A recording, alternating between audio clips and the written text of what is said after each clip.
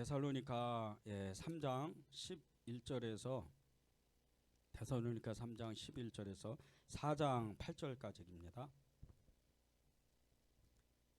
데살로니가 전서 3장 11절에서 4장 8절까지 제 성경이 신약성경 330쪽입니다.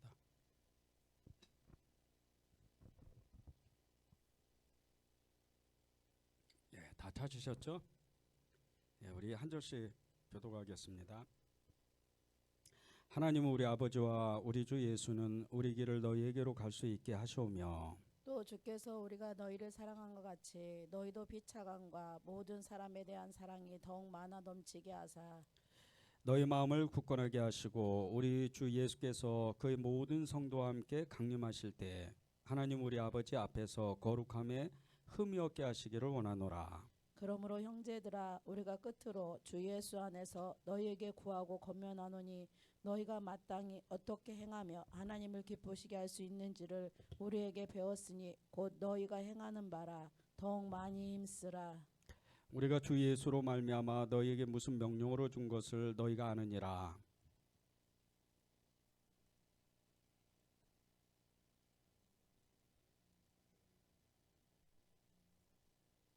각각 거룩함과 존귀함으로 자기의 아내 대할 줄을 알고 하나님을 모르는 이방인과 같이 세욕을 따르지 말고 이 일의 분수를 넘어서 형제를 해하지 말라. 이는 우리가 너희에게 미리 말하고 증언한 것 같이 이 모든 일에 주께서 신원하여 주심이라.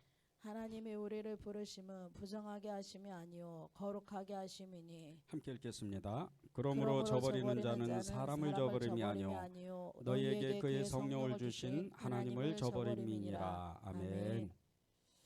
네, 오늘 말씀은 이제 주님 오시는 그날 정말 우리가 그렇게 고대하고 정말 예수님을 사랑하는 그리스도인이라면 예수님의 제자라면 하나님의 자녀라면 그날을 기다리는 그리스도의 성도들 그 성도들이 어떤 모습으로 주님을 만나게 될지 그 말씀을 이렇게 나눈 시간입니다.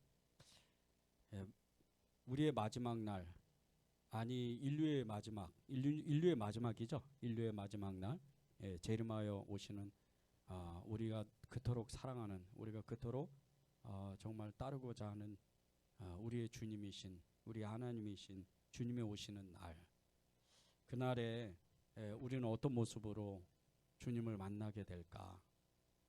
우리가 정말 믿음으로 그것을 고백하고 또 믿음으로 우리가 하나님 앞에 쓰게 될 때 저도 그런 고백을 늘 하게 돼요. 주님 앞에 어떤 모습으로 쓰게 될까? 연약한 가운데 믿음이 없을 때도 많고 하나님 앞에 죄를 질 때도 많고 분내고 성질내고 그리고 또 인내하지도 못하고 음란하고 거짓말하고 그런 순간도 있는데 하나님 앞에 정말 온전히 이렇게 쓰는 날 그날에는 저는 어떤 모습으로 하나님을 만나게 될 수 있을까 그런 생각을 늘 하고 기도하게 됩니다. 그런데 하나님이 늘 그런 마음을 주셔요. 기도할 때마다 정말 거룩해야 된다. 정말 온전한 믿음을 가지고 있어야 네가 정말 구원받는 그 감격을 온전히 누릴 수가 있다. 그러면서 주님이 주시는 마음은 제가 정말 구원의 그 감격 그 천국에 대한 정말 그 소망 그것을 완전히 100% 알지 못한다는 거예요. 그것이 도대체 어떤 믿음이길래 그게 도대체 어떤 감격이고 얼마만큼 큰 믿음이길래 기쁨이길래 그게 아직까지 그것을 모른다 그렇게 말씀을 하실까? 우리가 그것을 구원해야 됩니다. 그 감격은 이루 말할 수가 없어요. 여러분이 지금까지 살아왔던 모든 삶 가운데에서 가장 기쁜 날이 있잖아요. 뭐 사업을 해가지고 돈을 굉장히 많이 벌었다든지 뭐 그 비유가 좀 이상하긴 하지만은요. 예수님을 믿지 않는 사람이 요즘에 이제 그런 가끔 소식이 들리더라고요. 복권을 맞았는데 50억짜리 빌딩을 하나 샀다고 그러면서도 또 직장을 계속 다니는 사람이 있다고 뭐 그런 소식도 있더라고요. 근데 복권을 맞으면 정말 이루 말할 수가 없잖아요.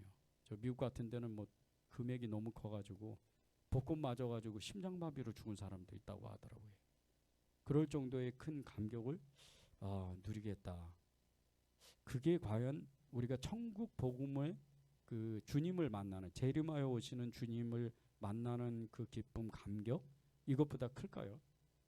우리는 이제 생각을 하잖아요. 또 그렇게 이제 말씀을 나누게 되면 그거보다는 작겠죠. 물론 작습니다. 근데 우리가 진짜로 그것을 정말 소원해야 된다는 거예요. 그래서 그 감격을 정말 취하고, 우리가 육신을 입었지만 우리가 때로는 연약하고 때로는 하나님 앞에 온전하지 못하지만 그 믿음의 감격을 누리고 있어야 우리 믿음이 더욱 자라고 견고하고 흔들리지 않는다는 거예요. 3장 13절에 이런 말씀이 있습니다. 너희 마음을 굳건하게 하고 우리 주 예수께서 그의 모든 성도와 함께 강림하실 때에 하나님 우리 아버지 앞에서 거룩함에 흠이 없게 하시기를 원하노라. 그런데 거기 중간에 보면요, 우리 주 예수께서 그의 모든 성도와 함께 강림하실 때라는 말씀이 있어요. 그러니까 모든 성도와 함께 강림하실 때, 그러니까 주님은 혼자 오시질 않아요. 지금까지 우리가 다 이름으로 취했잖아요. 노아, 다니엘, 욥, 그리고 믿음의 우리의 조상인 아브라함, 이런 사람들이 예수님과 함께 같이 있는 거예요. 그 예수님과 함께 같이 계시는데 그 모든 믿음의 증인들, 지금 이제 북아프리카 지역 중심으로 이렇게 아랍 쪽에 있는, 무슬림 쪽에 있는 사람들, 그리고 저기 남미, 이런 종교형이 아주 정령 숭배형이 강한 이런 지역에서 순교당하는 이런 사람들, 그동안 기독교 2000년 역사의 수많은 순교자들, 이런 사람들, 믿음의 증인들, 이런 사람들이 같이 온다는 거예요. 예수님과 함께, 예수님을 모시고. 그래서 모든 성도와 함께라고 그렇게 말씀하시는 겁니다. 그런데 여기에 나오는 이 모든 성도, 이것을 헬라어로 하교시네라는 단어를 써요. 하교시네. 하교시네. 이 단어의 의미가 거룩한 존재들이라는 거예요. 거룩한 존재들. 모든 성도들, 이 모든 성도들이 거룩한 존재들이라는 거예요. 이 말씀이 어떤 말씀이냐면요, 여러분 한 사람 한 사람이 그런 존재들이라는 거예요. 아직은 그분 앞에 나가지는 못했지만 그분 앞에, 그분 옆에 우리가 온전히 거기 서 있지는 못하지만 우리는 믿음으로 그걸 취해야 돼요. 그분 옆에 우리가 서 있다. 왜? 그거는 말씀에 있잖아요. 스데반이 순교했을 때 예수님이 벌떡 그 자리에서 일어나서 스데반을 쳐다봤어요. 그리고 수많은 증인들이 스데반을 응원했어요. 지금 그러고 있는 겁니다. 여러분이 어떠함에 상관없어요. 여러분이 예수님을 믿은 그때부터 그 증인들은, 그 거룩한 성도들, 그 거룩한 존재들은 여러분들과 함께 있는 거예요. 그것을 내가 믿음으로 취하는 겁니다. 그런데 보십시오. 이 거룩한 존재들이 누구와 함께 이 땅에 나를 찾아오냔 말이에요. 예수님이에요. 예수님과 함께 예수님을 모시고 나를 찾아오는 거예요. 그러면 보십시오. 제가 생각나는 사람들도 여러 사람이 있어요. 믿음의 증인들. 진짜 이 사람은 천국 사람이구나. 거기 안 갔는데, 아직 죽지 않았는데, 아직 하나님 앞에 가지 않았는데도 믿음 생활을 같이 했던 사람들 중에 그런 사람들이 있었단 말이에요. 그 사람이 거기 있는 거예요, 지금. 그리고 우리 교회적으로도 우리가 얼마 전에, 몇 주 전에, 지난달에 오재철 성도가 예수님의 이름을 정확하게 부르고 거기 가신 거예요. 지금 주님 옆에 계시는 거예요. 여러분이 왜 여러분의 연약함, 여러분의 그 혹시나 하나님 앞에 온전하지 못한 죄가 있다 할지라도 여러분이 믿음으로 그것을 회개하고 믿음으로 하나님 앞에, 나는 주님 앞에 반드시 갈 것이다. 이 거룩한 성도들과 함께, 거룩한 이 존재들과 함께 나는 함께 있는 것이다. 이렇게 고백해야 되는 거예요. 그것이 하나님이 우리에게 이 마지막 때 성도들의 모습, 여러분 한 사람 한 사람의 그 모습이라는 거예요. 이 똑같은 비슷한 말씀이 요한계시록 22장 12절에서 14절에 나옵니다. 제가 읽겠습니다. 보라 내가 속히 오리니 내가 줄 상이 내게 있어 각 사람에게 그가 행한 대로 갚아주리라. 나는 알파 오메가요 처음과 마지막이요 시작과 마침이라. 자기 두루마리를 빠는 자들은 복이 있으니 이는 그들이 생명나무에 나아가며 문들을 통하여 성에 들어갈 권세를 받으려 함이로다. 여기서 이제 이 12절에서 요한계시록 22장 12절에서 14절에서 중요한 단어들이 나오는데, 이 우리가 지금 조금 아까 읽었던 이 데살로니가전서 3장 13절에 나오는 이 모든 성도들과 그리고 하나님 아버지 앞에 거룩함에 흠이 없게 하시기를 원하노라, 이 말씀이 그대로 나옵니다. 첫 번째 보세요. 성도들 14절에 나오죠. 자기의 두루마리를 빠는 자들은 복이 있다. 그런데 이 사람들이 생명나무에 나아간다는 거예요. 그리고 문들을 통해서 성에 들어갈 권세를 받는다는 거예요. 자, 이제 우리가 이 생명나무가 어디 있는지를 아시죠? 에덴 동산에 있는 거예요. 하나님 이 나라에 있는 겁니다. 그 생명나무에 나아간다는 거예요. 그리고 문들을 통해서 성에 들어갈 권세를 받는다는 거예요. 문들을 통해서 성에 들어갈 권세를 받는다. 천국이잖아요. 그런데 이 사람들이, 이 들어가는 사람들, 생명나무에 나가는 사람들이 어떤 사람들이에요? 자기 두루마리를 빠는 자들이라는 거예요. 자기 두루마리를 빠는 자들, 자기 옷을 빠는 자들, 자기 옷을 날마다 하얗게 만드는 자들, 이런 사람들이라는 거예요. 자, 보세요. 행동이 나타나잖아요. 행동이 따라오잖아요. 자기 옷을 그냥 두는 게 아니고 날마다 거룩해지려고 애를 쓴다는 거예요. 그런데 보세요. 12절에 거기에 나오잖아요. 내가 속히 오리니 내가 줄 상이 내게 있어 각 사람에게 그가 행한 대로 갚아주리라. 그가 행한 대로. 이 그가 행한 대로는 다른 말씀이 아니에요. 애를 쓰는 거예요. 내가 천국에 가려고, 거룩해지려고 애를 쓴다는 거예요. 이 의미가 데살로니가 3장 이 13절의 말씀과 의미가 동일한 의미를 가지고 있어요. 그런데 13절에 보세요. 알파와 오메가요 처음과 마지막이요 시작과 마침이다. 알파와 오메가, 처음과 마지막이라는 거예요. 시작과 끝이라는 거죠.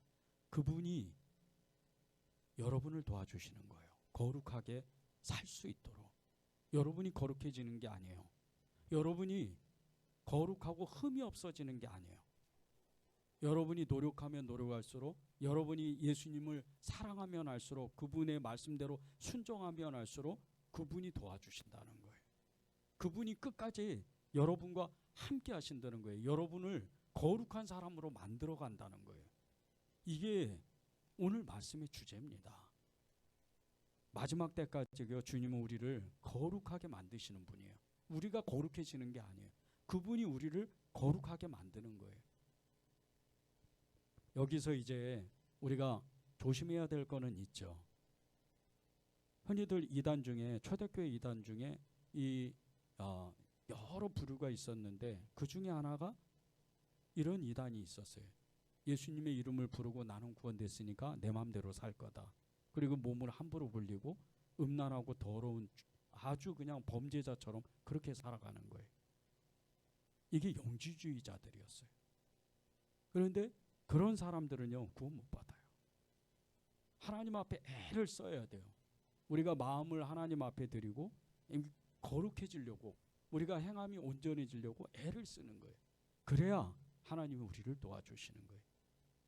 이 거룩이라는 단어가요, 히브리어로 코데시라는 단어를 써요. 거룩. 이 코데시라는 히브리어를 쓰는데 이 뜻이 어떤 뜻이냐면요, 잘라냄, 이 분리함, 이런 뜻이 있어요. 잘라낸다는 의미가 있고 분리를 시킨다, 이런 의미가 있다는 거예요. 그런데 이것이 조금 더 구체적으로 이야기를 하면 더러움에서 분리된 상태라는 거예요. 이게 거룩함이라는 거예요. 더러움에서 분리된 상태. 세상에서 세상 문화, 세상의 지식, 세상의 어떤 정말 하나님의 뜻이 아닌 것들, 이런 것들로부터 분리가 되는 거예요. 그 세상과 구별한다는 게 이런 뜻입니다. 그게 거룩이라는 거예요. 그런데 이 거룩이 하나님의 성품의 한 성품인데 모든 피조물과 완전히 다르게 구별되신다는 뜻이라는 거예요. 그러니까 여러분이 거룩하다, 내가 거룩하니 너희도 거룩하라, 이 말씀은 다른 게 아니에요. 여러분이 주님, 제가 주님을 의지하고 주님을 따라가겠습니다, 주님을 바라보겠습니다, 그렇게 고백하면 주님은 여러분을 세상과 구별해요. 그때부터 여러분을 구별해서 만드는 거예요. 구별된 사람으로 여러분을 부르시는 거예요. 아브라함이 그랬죠. 우리의 부르심이 그래요. 아브라함의 부르심을 보세요. 악이 창궐했던 4,000년 전에 정말 너무나 악이 창궐했던, 나중에 이 수메르 문화를 이렇게 한번 인터넷 같은 데서 한번 찾아보세요. 찾다 한 3번만 들어가다 보면 이 수메르 문화가 얼마나 하나님이 싫어했던 문화인지를 알게 돼요. 우상 숭배 중에 가장 험악했던, 가장 음란했던 이 문화가 수메르 문화예요. 비너스 아시죠? 그리스 신화에 나오는 비너스 신화. 이 비너스, 이 조상과 같은, 정말 그 수백 년 수천 년 전에서부터 이 비너스와 같은 그런 여신들이 수메르 안에 있었어요. 그것이 발전돼서 그런 정말 아름다운 비너스 신화 조각상이 나오고 막 이렇게 된 거지. 사실은 그 안에 들어가 보면요, 우리가 이렇게 이름도 못 부를 정도로, 정말 쳐다보지도 못할 정도로 세상에 이런 데서 아브라함이 구원을 받았나? 그럴 정도로 하나님이 구별을 하신 거예요. 이 아브라함의 부르심은 그냥 부르는 게 아니에요. 수메르 문화 가운데서 완전히 모든 세상 사람들과 완전히 분리를 하신 거예요. 그래서 이 아브라함의 이 부르심이 거룩함의 하나님의 속성 가운데 그를 너무나 사랑한 그 거룩함에 있다는 거예요. 우리는 어떻습니까? 여러분은 어떠세요? 우리의 부르심은요, 예수님의 그 보혈 한 방울, 그 보혈 한 방울로 온 인류의 모든 앞으로 이제 한 50년, 70년 요 정도만 지나면 이 지구상의 인구가 130억 이상 그 정도로 된대요. 지금 한 80억 정도가 되는데 그렇게 인구가 늘어난답니다. 빠르게.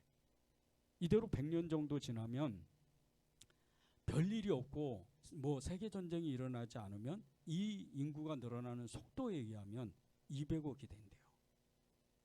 그런데 이 수많은 이 인구의 죄를 예수님 보혈 한 방울이면 다 씻어버린다는 거예요.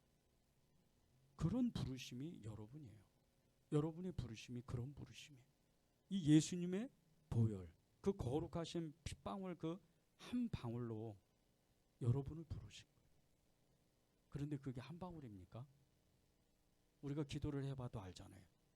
소위 말해서 은혜를 이렇게 받을 때, 예배 드릴 때, 봉사할 때, 그리고 우리가 기도할 때 알잖아요. 왠지 모르게 내 머리에서 발끝까지 주님의 보혈이 가득 찬 것 같은 느낌이 들 때가 있잖아요. 실제예요. 그만큼 하나님의 사랑, 성령의 임재가 그렇게 크다는 거예요.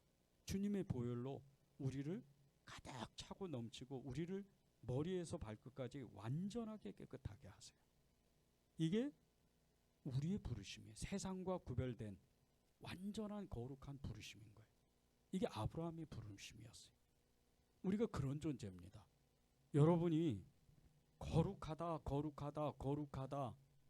이 요한계시록에서 하나님을 찬양했던 그 수많은, 우리 아까 모든 성도라고 나왔잖아요. 그 모든 성도들이 하나님을 천국에서 예배하는 것처럼 우리도 모르는 사이에 우리 영혼은 지금 그 사람들을 따라서 그 사람들과 함께 예수님의 이름으로 하나님을 지금 찬양하고 있어요. 그 예배 드리고 있는 거예요.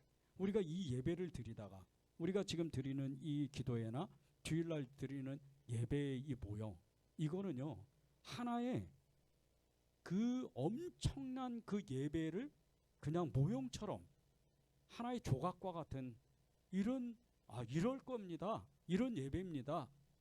이런 예배를 우리가 드리고 있는 거예요. 거기 가면 아니에요.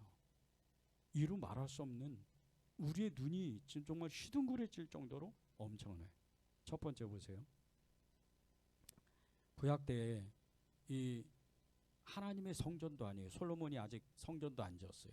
그런데 모세를 통해서 성막을 지어가지고 그것도 짐승 가죽으로 이 성막을 덮었잖아요.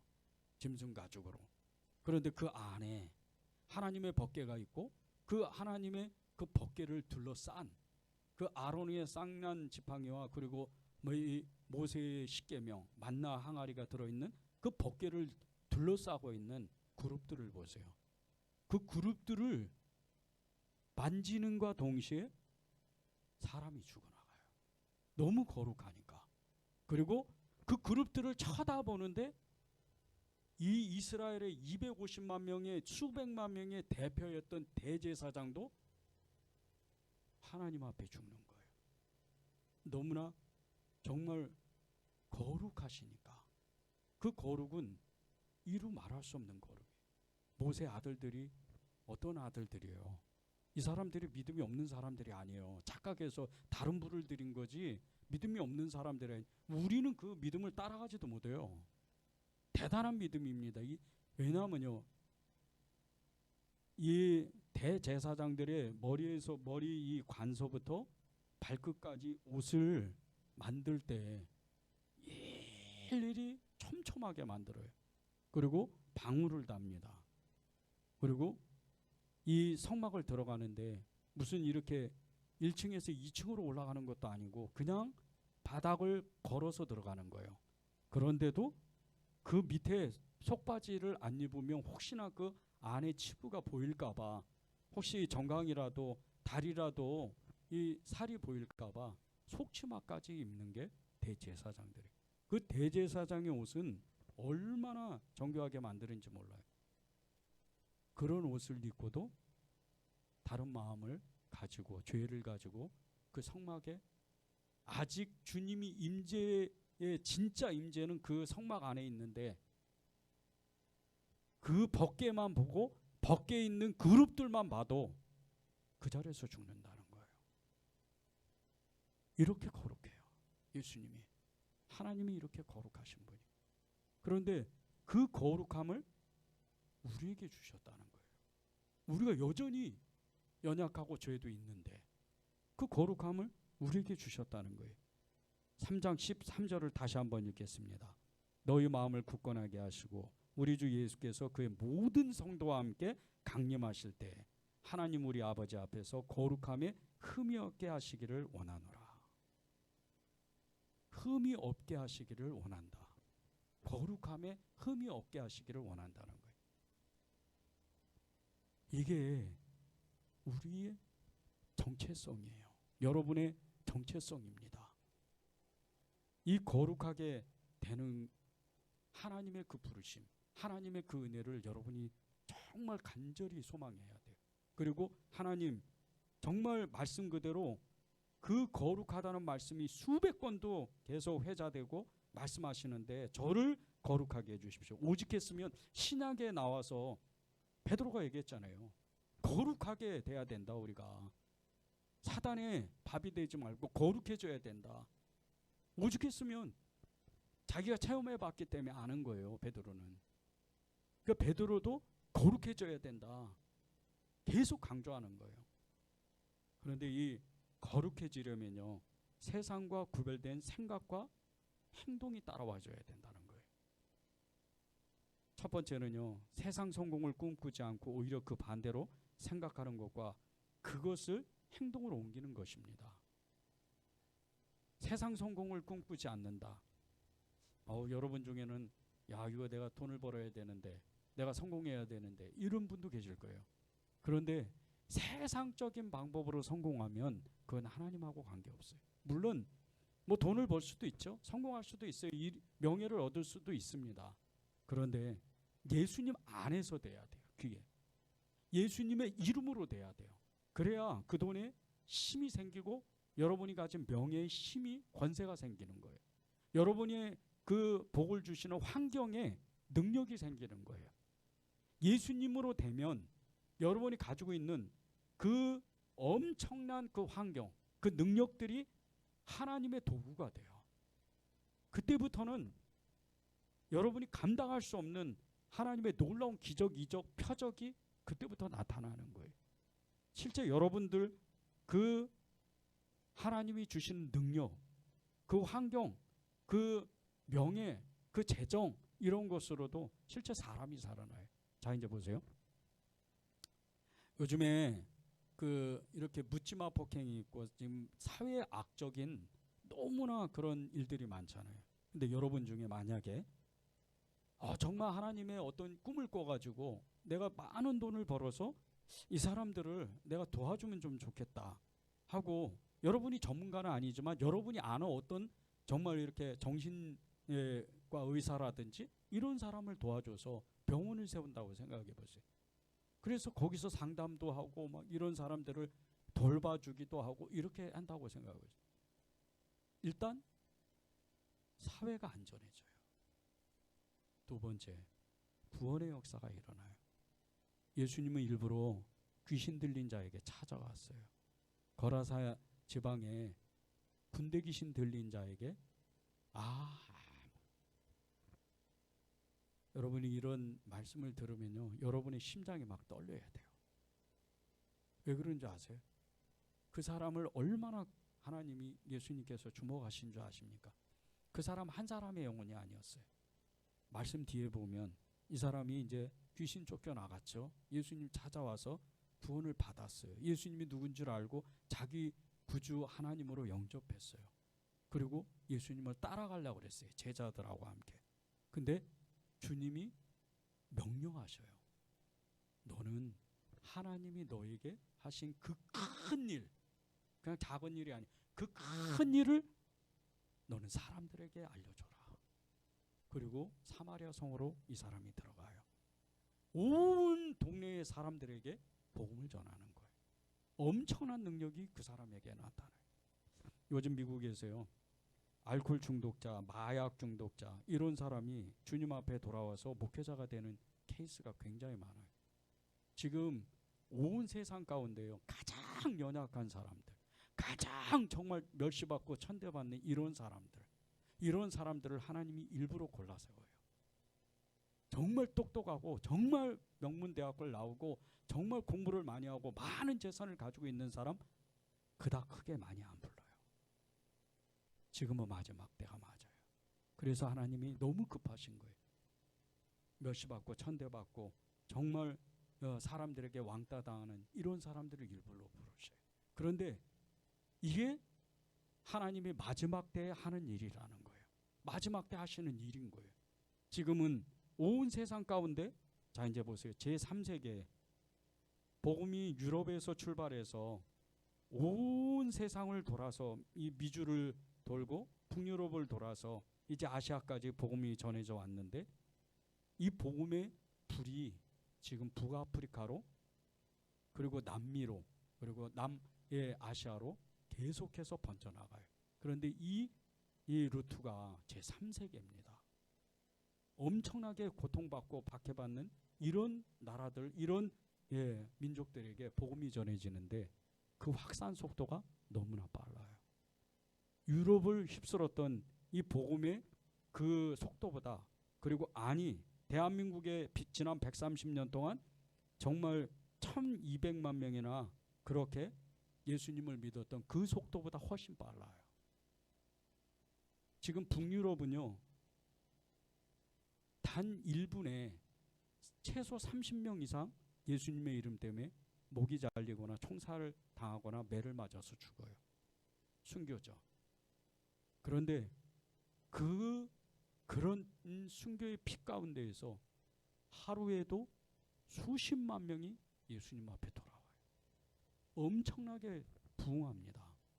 그런데 이 사람들이 유럽과 같이, 서구와 같이, 미주와 같이, 미국과 같이 이렇게 신학이 깊은 어떤 그런 신학교가 없어요. 그냥 이 성경 하나를 들고 복음 전도자가 어느 마을을 들어가면 그 사람의 순교의 피에 이 성경책에 피가 묻으면 그대로 복음이 전해져요. 성경 하나 가지고도 마을 하나가 수백 명이 예수님 앞에 돌아옵니다. 지금은 그런 시대가 온 거예요. 왜 이런 시대가 오는가? 지금은 거룩한 사람을 하나님이 계속해서 만들고 계시는 거예요. 머리가 똑똑해서 환경이 좋아서 능력이 있어서 아닙니다. 거룩한 사람을 지금은 세워요. 그래서 거룩한 사람들을, 무리들을, 거룩한 공동체를 계속해서 만들어가는 거예요. 이 거룩한 사람들 때문에 온 세상 가운데 지금 이 마지막 때의 복음의 그 속도가 엄청나게 빠른 거예요. 그런데 이것이 세상적인 성공을 꿈꾸지 않고 오히려 그 반대로 예수님을 생각하고 하나님 나라를 생각하고 그 나라를 위해서 행동으로 옮기는 사람들, 이런 사람들을 통해서 더욱더 거룩해지고 그 거룩 때문에 세상이 변화가 된다는 거예요. 그래서 주님이 말씀하신 것 같이 너희는 세상의 빛과 소금이다. 이 말씀이 실제적으로 지금 온 세상 가운데 실제 그 말씀이 이루어지고 있다는 거예요. 두 번째는요, 세상적인 철학 같은 이런 엄청난 이 철학과 문학의 지식, 이것을 쫓지 않고 오히려 하나님의 말씀대로 살려고 하는 사람, 이런 사람이 될 수 있도록 우리가 마음에 결단해야 된다는 거예요. 세상의 철학은요, 온 세상 가운데 문화를 만들어요. 그 철학 때문에, 그 문화 때문에 지금 온 세상이 하나님을 반대하는, 하나님을 대적하는 문화를 만든 거예요.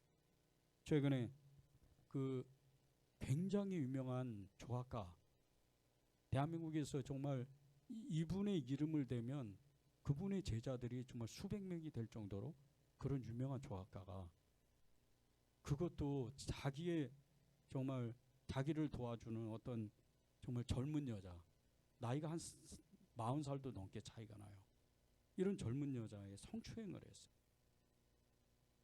그래서 그것이 실형이 이게 받았어요. 그리고 나서 지금 서울에 그분이 조각했던, 그분이 만들었던, 제작했던 그런 조각품들이 지금 어떻게 할 거냐 해서 서울시가 그것을 회의하고 이제 거의 일부 정의 모든 거를 거의 다, 그 사람이 만든 모든 것 거의 다, 뭐 100%는 아니에요, 다 철거를 하자, 이렇게 결정을 했어요. 이렇게 똑똑한 사람, 이렇게 유명한 사람, 이렇게 세상에 영향을 많이 주는 이런 작가가, 유명 작가가 지금 오히려 세상을 어지럽게 만드는 거예요. 지금이 그런 세상입니다. 지금 거룩한 사람, 예수님의 이름을 믿고 예수님을 따라가고 예수님 앞에 정말 이 거룩해지려고 애를 쓰는 사람은요, 오히려 아주 작은 사람들이에요. 세상에서는 무시받고 멸시받고 천대받는 이런 사람들이 대부분입니다. 직장 생활에도요, 지위를 높은 지위를 가지고 있는 사람들, 이런 사람들보다는 중간에 간부든지, 그리고 또 아주 말단 직원들, 이런 사람들이, 예수 믿는 사람들이 훨씬 더 정직해요. 그 정직도가 너무나 투명한 거예요. 근데 오히려 사장이나 회장이나 그리고 어떤 조직의 어떤 장을 맡은 이런 사람은 자신도 모르게 불의한 그거에 자기도 모르게 그게 물이 들어있어요. 그래서 법을 어기는 거예요. 사람을 속이는 거죠. 왜 우리가 이렇게 세상과 타협하지 말아야 된다, 세상 철학의 문학에 쫓지 않고 하나님의 말씀대로 살려고 애를 쓰는 이유는 우리가 거룩해지기를 위해서 훈련되어야 되기 때문이에요. 그렇지 않으면 사단이 계속해서 우리를 공격합니다. 16세기 영국의 청교도의 유명한 사상가고 시인인 존 밀턴, 이 존 밀턴이 대서사시 그 신라권을 썼는데 지난주에도 우리가 나누었죠. 근데 그 줄거리 중에요. 신라권 이 줄거리 중에 여러분이 꼭 이 책을 읽어봤으면 좋겠어요. 이 존 밀턴의 신라권은 이 죄에 대해서 다루는 창세기 주로 이제 많이 다루는 이 시편인데 이 신라권으로만 끝나지를 않아요. 이 존 밀턴의 이 신라권으로 끝나지 않고 복락원이라는 책이 있어요. 그래서 이 복락원 책은 예수님을 죄인이 예수님을 믿고 하나님 앞에 나오니까 천국을 간다는 그런 내용들이에요. 그래서 이 복락원까지 읽어야 돼요. 그래야 이 존 밀턴의 이 대서사식의 의미를 알아요. 이 사람은 청교도 엄청난 사상가입니다. 이 사람이 이 기독교에 영향을 준 게 엄청나요. 근데 이 신라권 안에 보면요, 사단의 끈질긴 유혹을 받고 선악과를 따먹은 아담과 하와, 이 아담과 하와가 사탄의 유혹을 받기 전에 이미 하나님의 경고를 받았다는 거예요. 하나님이 사단이 아담과 하와를 유혹할 것을 알았어요. 아시고 하나님의 천사인 라파엘을 보냅니다. 라파엘을 보내서 그 밤에 또 아담을 찾아가는 게 아니에요. 하와를 찾아가서 너 조심해야 돼. 이 사탄이 너를 유혹할 거야. 그걸 미리 얘기했어요. 그런데 잊어버려요. 잊어버리고 그 선악과를 따먹습니다. 유혹을 이기지 못하는 거죠. 근데 이 이야기가 다시 또 수천 년이 지나면 이 아담의 조상인, 우리는 뭐 말할 것도 없지만 그렇게 하나님이 완전하다고 세상 사람들조차도 그 다비드 상이라고 그러죠. 그 조각이 있잖아요. 다비드, 세상에서 완전한 조각이. 이 다비드 상의 주인공인 이 다윗도 사탄의 유혹을 이기지 못했어요. 우리아의 아내인 이 바세바를 보고 그 정욕을 떨쳐버리지 못해요. 쩔쩔매는 거예요. 그런데 이미 다윗도 왕이 되기 전에 하나님의 경고하심을 받았어요. 네가 온전히 하나님을 따라가면 그 자손 대대로 복을 받는다 그랬어요. 그리고 네가 하나님을 온전히 따라오지 못한다면 너는 떨어진다 그랬어요. 실제 이 보세요. 바세바와 함께 간음하고 나서 이 다윗이 나단 선지자를 통해서 어떤 이 징계를 받아요. 너는 백주대낮에 그런 못쓸 짓을 했지만 네 아들 때에 가면 아주 그냥 정말 사람들이 보는 데서 너는 모르겠지만 네 아들은, 그 압살롬은 사람들이 수많은 사람들 앞에서 그 못쓸 짓을 할 것이다. 우리는요 늘 성령의 경고하심을 받아요. 거룩해지는 거, 이 거룩해지는 것은요 다른 게 아닙니다. 성령을 계속해서 의식하는 거예요. 성령을 계속해서 쫓는 겁니다. 그래서 이 4장 8절에 끝에 보면 이렇게 말씀하는 거예요. 그러므로 저버리는 자는 사람을 저버림이 아니요 너희에게 그의 성령을 주신 하나님을 저버림이라. 성령을 저버림이라는 거예요. 성령으로 시작하였다가 육신으로 망한다는 말씀이 이 말씀이에요. 그 성령으로 시작했으면 성령으로 끝까지 하나님 앞에 순종해야 되는 거예요. 그렇지 않으면, 그 결단하지 않으면 사단은 늘 어디 멀리 가는 게 아니에요. 사단은 우리 눈앞에 있어요. 눈앞에. 바로 그 거리도요. 이렇게 뭐 한 1m 앞에 있는 게 아니에요. 바로 앞에 있는 거예요. 눈앞에. 우리의 창에, 이 눈의 창, 이 저를 좀 보세요. 눈앞에 이 창이 있죠. 이 눈 아래. 이 창 앞에 천사도 있지만 이 창 앞에 사단도 똑같이 있어요. 그 유혹은요 순식간이에요. 시간이 안 걸려요. 순종도 순식간이에요. 우리의 믿음의 결단이 하나님 앞에 하나님의 말씀대로 순종하기로 결단하면 하나님의 의를 이루고 거룩함을 이루지만 하나님 앞에 순종하기를 외면하면, 그 결단하지 못하면 사단의 종이 되고 밥이 되는 거예요. 사단은요, 우리를 넘어뜨리려고 갖은 수단과 방법을 가리지 않고 공격합니다. 사탄이 이렇게 하는 이유는요, 하나님과 우리가 영적으로 하나인 것을 이미 알기 때문이에요. 여러분 중에 나는 아직 하나님을 만나지 못했는데, 나는 하나님을 그렇게 이렇게 다른 사람과 같이 사랑하지 못하는데, 이런 사람도 있어요. 근데 아니에요. 여러분은 여러분도 모르는 사이에 하나님과 하나예요. 왜 그 어느 날 예수님을 내가 인격적으로 만난 그날 나는 하나님과 함께가 된 거예요. 왜? 그 증거는 성령입니다.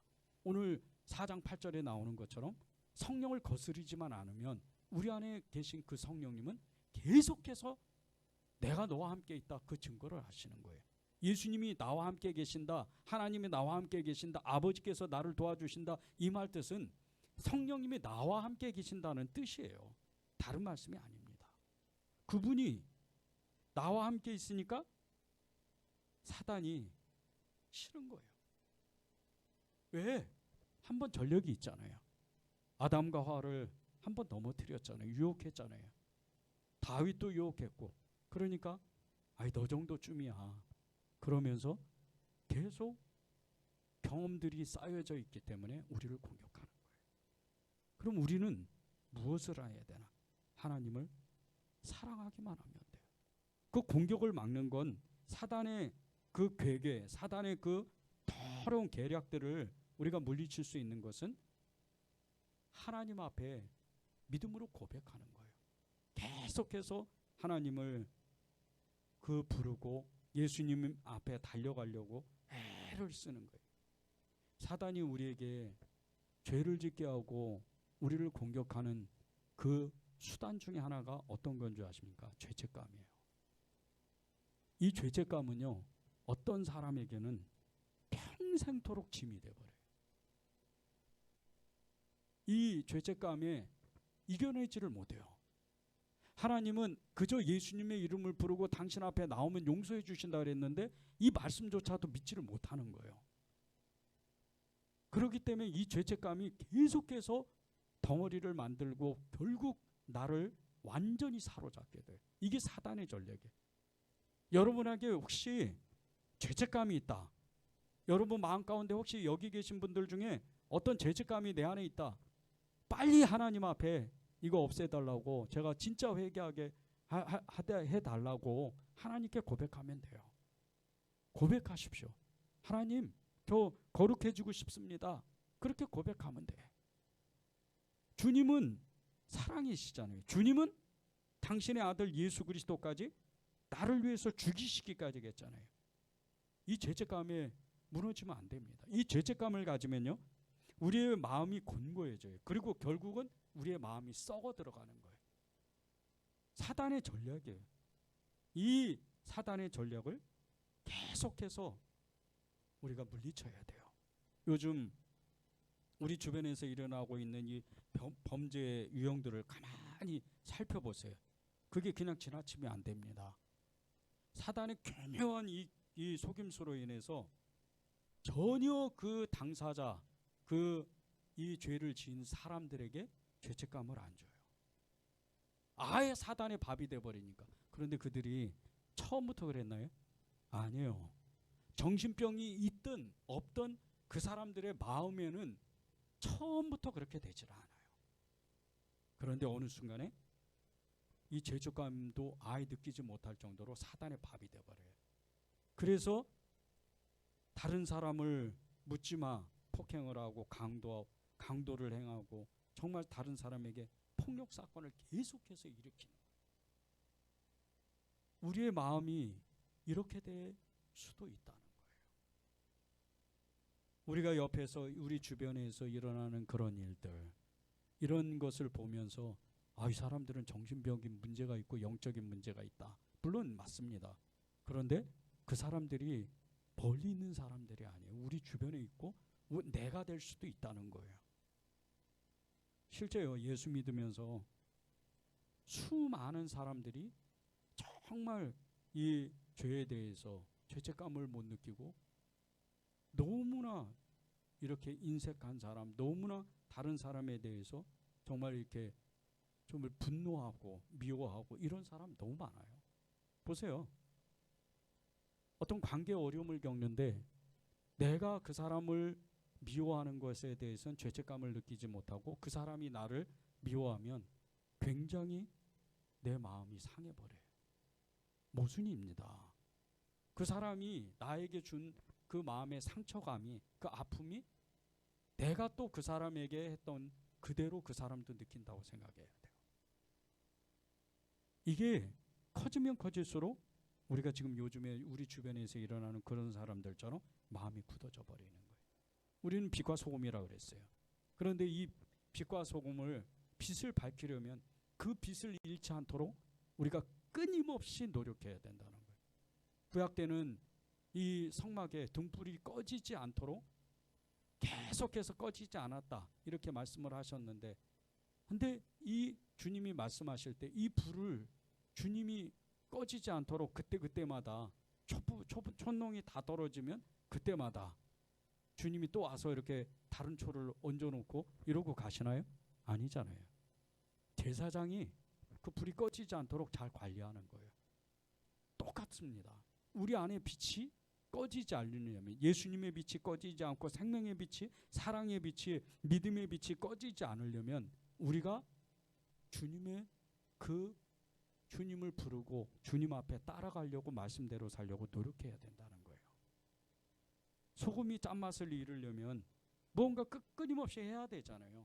짠맛을 잃지 않으려면.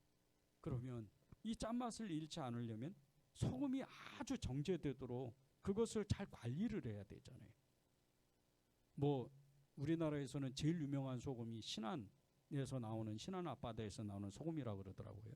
그런데 그 소금, 저도 신안에 그 성지순례를 몇 번 간 적이 있었어요.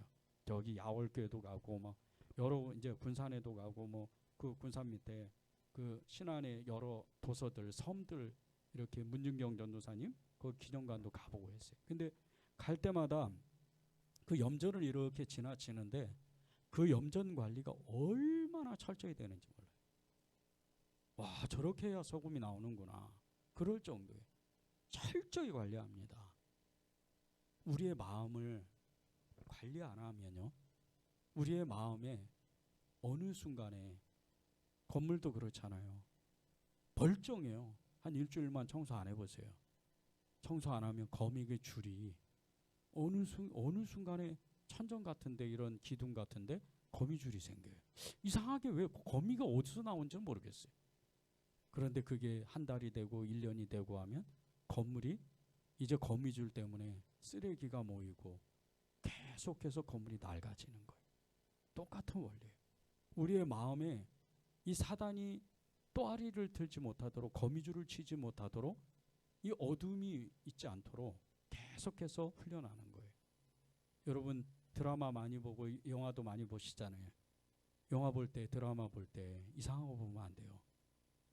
막 영적으로 이상한 거, 어두운 거, 막 도깨비가 나오고 막 그 특히 요즘 전 세계적으로 제일 유명한 이런 영화 이 스토리 중에 하나가 좀비 이런 시리즈예요. 그건 하나님하고는 아예 관계가 없는 거예요. 우리가 예수님 믿는데 무슨 좀비가 말도 안 되는 거지. 그런 걸 보면 안 돼요. 그러다 보면 그냥 우리도 모르게 창조의 능력, 창조의 그 믿음, 이런 것들이 계속 우리 안에서 사라져요. 그리고 계속해서 교묘하게 집어넣는 진화론적인, 그리고 어떤 자유주의적인 어떤 이런 이렇게 좀 하나님의 뜻이 아닌 그런 것들이 계속 들어와요. 그러면서 우리 안에 마음에 또아리를 들기 시작하는 거예요. 그러면 우리는 어떨 때 믿음으로 반응을 하지 못하는 거예요. 하나님이 4장 1절을 보십시오. 그러므로 형제들아, 우리가 끝으로 주 예수 안에서 너희에게 구하고 권면하노니 너희가 마땅히 어떻게 행하며 하나님을 기쁘시게 할 수 있는지를 우리에게 배웠으니 곧 너희가 행하는 바라 더욱 힘쓰라. 더욱 많이 힘쓰라. 이 데살로니가 교인들이 얼마나 믿음이 좋은 사람들인데 바울이 이 사람들에게 그것도 모자라 더욱 힘써야 돼 이렇게 권면을 하는 거예요. 그런데 보세요. 우리가 당신들한테 가르친 것이 있다. 권면한 것이 있다. 그것을 우리한테 배웠지 않느냐. 어떻게 믿음 생활하는지 어떻게 믿음의 삶을 사는지 그것을 우리가 가르쳤지 않느냐. 그런데 그 배운 대로 더욱 힘쓰라는 거예요. 보세요. 근데 보세요. 우리가 왜 더욱 많이 힘써야 되는지 아십니까? 더욱 왜 많이 힘써야 되나? 지금 이 데살로니가 교회를 향해서 바울을 통해서 하나님 말씀하시는 건 재림하시는 예수님, 그분을 기다리는 믿음의 성도들이에요. 이게 전제가 깔려 있는 거예요. 데살로니가 전후서는 이 잘못된 이 재림관에 대해서 바울이 데살로니가 교인들에게 바른 이 재림관을 알려주려고 데살로니가 전후서를 썼어요. 이게 그 밑바닥에 깔려 있는 거예요. 자, 우리에게 주님은 이 마지막 때에 재림하여 오시는 예수님, 그분을 어떤 마음으로 기다려야 되나, 어떤 자세로 우리가 삶을 살아야 되나, 그것은 거룩이라는 거예요. 그런데 우리가 이 거룩한 삶을 추구하면서 하나님을 이렇게 정말 따라가게 되면 그게 하나님의 기쁨의 일이 된다는 거예요. 보세요. 4장 1절에 거기에 보면 중간에 나오죠. 너희가 마땅히 어떻게 행하며 하나님을 기쁘시게 할 수 있는지를 우리에게 배웠다. 하나님을 기쁘시게 할 수 있는지를. 하나님을 기쁘게 하는 일, 하나님의 마음을 시원케 하는 일은 다른 게 아니고 거룩한 삶을 추구한다는 거예요. 하나님을 기쁘시게 하는 일이. 여러분이 어제도 오늘 그제도 하나님 앞에 예수님의 이름을 100번 부르고 101번 부르고 그렇게 하나님을 따라왔습니다. 근데 오늘 아침에 나도 모르게 102번을 나는 예수님의 이름을 불었습니다. 그럼 하나님이 얼마나 기뻐하시는 줄 아십니까? 달라요. 이게 단순히 초등학교 그 무슨 수학 계산처럼 이런 것처럼 보이잖아요. 근데 아니에요. 하나님은 아주 멸시받고 천대받고 아주 연약한 사람들을 일부러 고르시는 것처럼 아주 단순한 믿음을 하나님은 좋아하세요. 복잡하지 않아요. 하나님은 어제보다 믿음이 좋은 거, 오늘은 또 어제보다는 나은 믿음, 어제보다는 다른 믿음을 고백하는 거, 이것이 하나님이 기다리시는 고백이에요. 하나님을 기쁘시게 하는 일이에요. 그래서 주님은 계속해서 우리를 붙잡아 주시려고 하는 거예요. 이렇게 사는 사람이요, 하나님의 그 기뻐하는 일을 하고 거룩한 삶을 살려고 애를 쓰는 사람, 이런 사람은요, 삶 속에서 어려운 일이 있을 때마다 주님은 반드시 그 사람을 도와줘요. 잠언 24장 16절, 시편 92편 12절에서 13절에 이런 말씀이 있어요. 잠언 24장 16절입니다. 의인은 7번 넘어져도 8번 일어난다. 시편 92편 12절 13절에 의인은 종려나무같이 번성하며 레바논의 백향목같이 성장하리로다. 이는 여호와의 집에 심겨졌으며 우리 하나님의 뜻 안에서 번성하리로다. 의인이 7번 넘어져도 8번 일어나는데 이 의인들이 어떤 사람들이냐면요, 어떤 은혜를 받았냐면요, 종려나무같이 번성한대요. 종려나무 어서 많이 듣던 이 나무죠. 예수님이 마태복음 24장에서 이제 주님이 예루살렘으로 입성하는데 거기에 제자들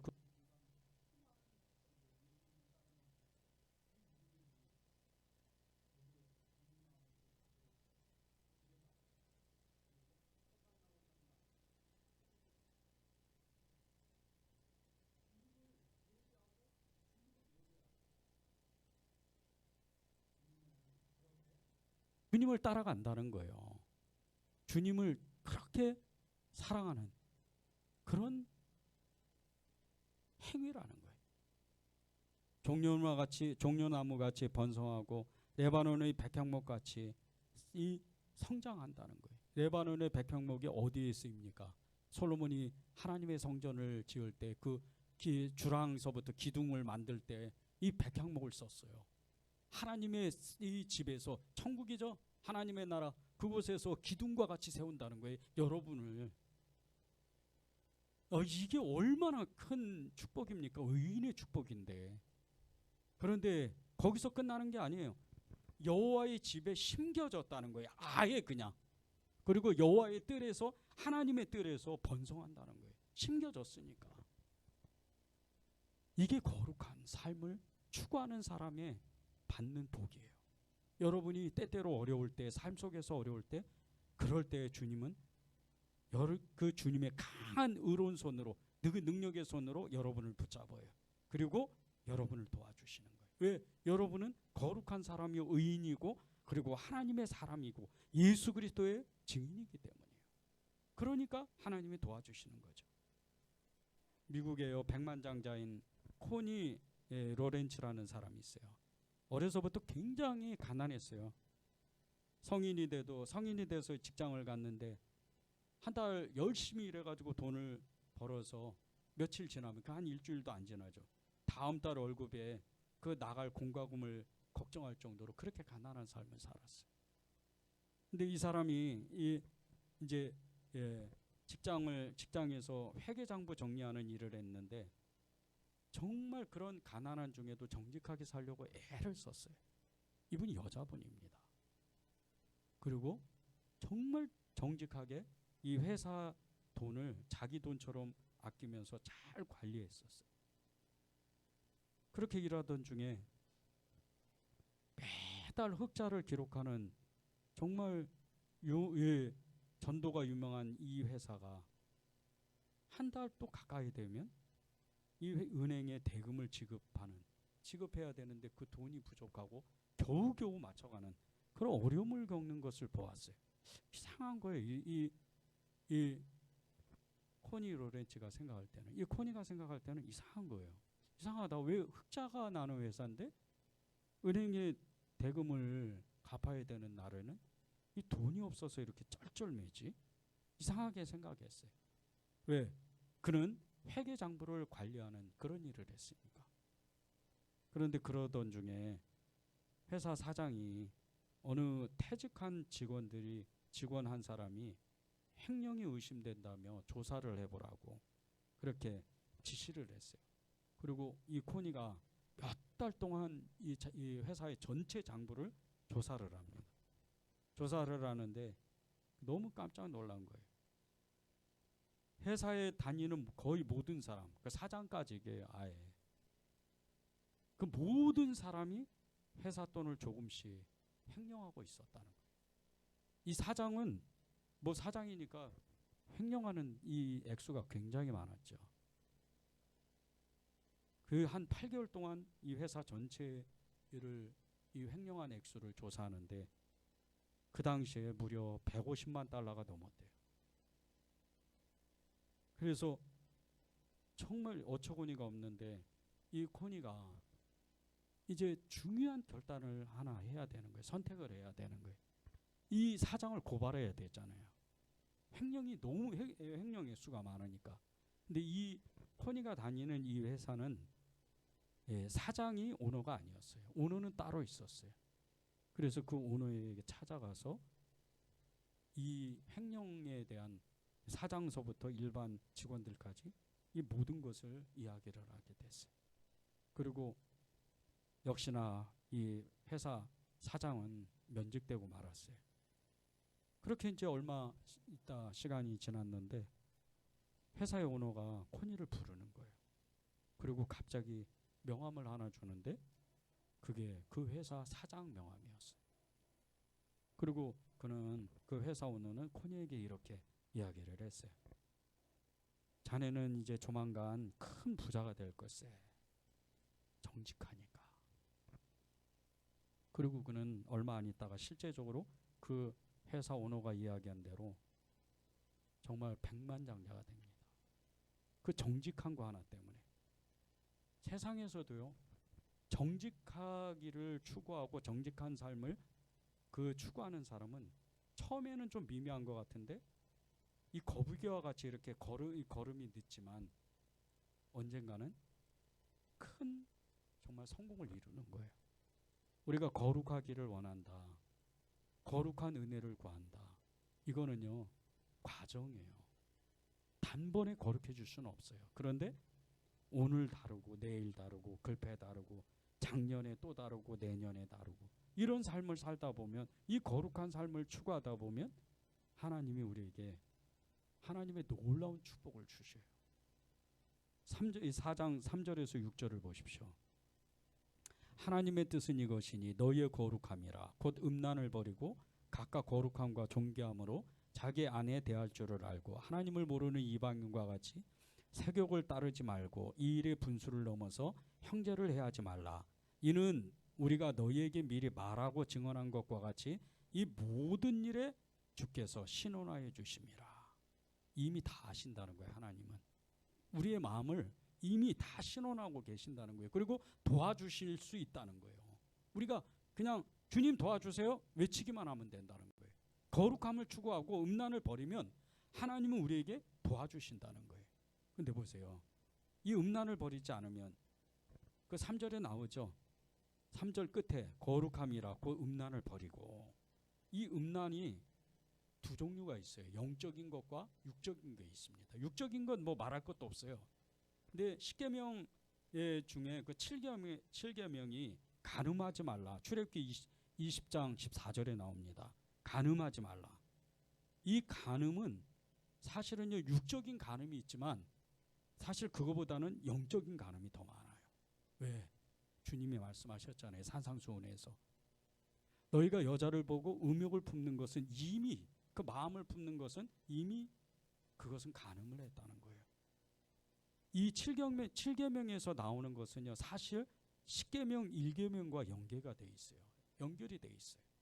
1계명은 이렇게 나오잖아요. 너는 나 외에는 다른 신들을 내게 두지 말라. 출애굽기 20장 3절에 나와요. 그런데 너는 나 외에는 다른 신들을 두지 말라. 주님이 우리에게 어떤 말씀을 하시냐면요, 이것을 뭐 그냥 너는 이거 안 하면 죽일 거야 이런 게 아니에요. 지금 보세요. 너는 나 외에는 다른 신들을 두지 말라. 다른 신들이 있다는 거예요. 그런데 나는 너를 사랑하니까, 네가 나를 사랑하니까 나 외에는 다른 신들을 두지 말라는 거예요. 그리고 그 뒤에 이 출애굽기 20장 이 3장 이하에 쭉 나오는 게 주님이 이렇게 말씀하시는 거예요. 나는 질투하는 하나님이다. 근데 그 질투라는 단어가 어떤 단어인 줄 아십니까? 사랑의 반대예요. 난 너를 사랑한다는 거예요. 나는 너를 생명과 같이, 내 아들 예수 그리스도를 죽이기까지 너를 사랑한다. 그러니까 너는 간음하지 마라. 우리는 간음 그러면요 육신적인 것을 많이 생각해요. 근데 더 큰 건 영적인 거예요. 영적인 것이 예수님과 하나 된 우리가, 하나님과 하나 된 우리가 하나님을 생각 안 하고 하나님의 그 거룩을 떠나는 순간서부터, 분리되는 순간서부터, 완전히 이렇게 벗어나는 순간서부터 우리는 거룩을 이룰 수가 없어요. 그래서 주님이 이 음란의 두 가지 중에 더욱더 영적인 것을 음란하지 않도록 하나님이 우리를 거룩하라고 말씀하시는 거예요. 내가 거룩하니까 너도 거룩해라. 그 6절에 보십시오. 4장 6절에 보면 분수를 넘어서 이렇게 말씀해요. 분수를 넘어서. 그런데 이 분수를 넘어서, 이 분수를 넘어서는 이제 우리가 믿음의 그 경계선이 있는데 그 믿음의 경계선을 절대 넘지 말라는 거예요. 이게 누구에게 준 명령이에요? 아담과 하에게 준 명령입니다. 사단의 유혹을 이길 수 있는 거, 절대 선악과 따먹지 마라. 너는 죽을 거다. 경계선을 넘지 말라. 우리의 경계선은 어디예요? 우리의 내비게이션과 같이 이 성경책이란 말이에요. 이 경계선을 잘 지키면 돼요. 근데 보십시오. 거기 3절에 보면 이 거룩함을 이루는 게 어떤 단어를 쓰냐면요. 헬라어로 하기아스 모스라는 단어를 써요. 하기아스 모스. 근데 이게 3장 13절에 나오는 거룩함과는 조금 다른 말씀이에요. 이게 모든 성도들, 이 거룩함 무리들하고는 좀 다른 단어를 써요. 보세요. 이제 넘어왔잖아요. 3장에서 4장으로 넘어왔잖아요. 그런데 이 거룩함을 어떤 단어를 쓰냐면요. 하기아스모스. 거룩하게 되어지는 과정. 거룩하게 되어지는 과정이다. 이런 말을 쓰는 거예요. 거룩하게 되어지는 과정. 저와 여러분은요, 지금 예수님을 닮아가는 과정이에요. 그분의 거룩함을 닮아가는 과정이에요. 아무 걱정하지 마십시오. 아, 하나님이 나를 거룩하게 결국은 만드시는구나. 그리고 그 나라로 그분의 품 안에 나를 부르시겠구나. 우리가 율법에 매여 있고 율법의 주의자로 이게 율법주의자에 매여서 살지 않는 방법, 그 살지 않는 방법은 다른 게 아니에요. 주님, 저의 연약함을 주님이 다 아십니다. 그걸 고백하는 겁니다. 계시록 22장 12절에서 14절까지 제가 다시 한번 읽고 우리 기도하겠습니다. 보라, 내가 속히 오리니 내가 줄 상이 내게 있어 각 사람에게 그가 행한 대로 갚아주리라. 나는 알파와 오메가요, 처음과 마지막이요, 시작과 마침이라. 자기 두루마리를 빠는 자들은 복이 있으니 이는 그들이 생명나무에 나아가며 문들을 통하여 성에 들어갈 권세를 받으려 함이로다. 우리는 지금 14절 말씀하신 것처럼 두루마리를 빠는 그런 사람들인 거예요. 여러분이 정말 주님 감사합니다, 저는 주님을 사랑합니다, 이렇게 고백하는 이 한 주간이 되기를 바랍니다. 우리 전심으로 기도하겠습니다. 하나님